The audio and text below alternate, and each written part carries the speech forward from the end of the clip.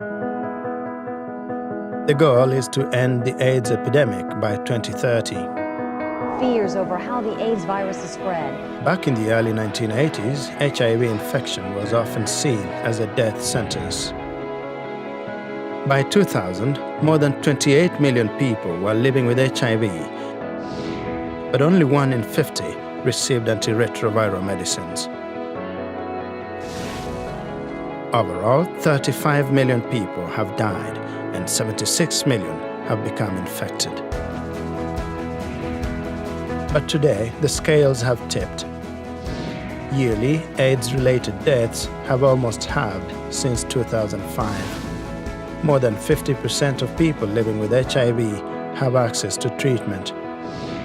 And a person living with HIV who starts treatment today has the same life expectancy as someone who is free of HIV infection.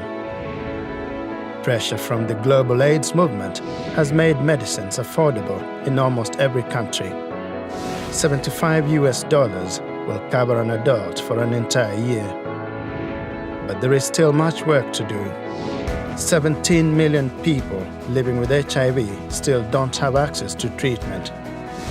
Young women in sub-Saharan Africa are especially at risk. Their rate of new HIV infections is 44% higher than among young men.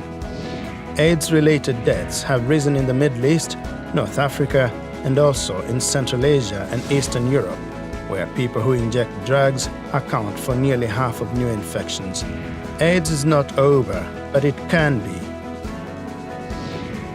UNAIDS, leading the global effort to end AIDS as a public health threat by 2030.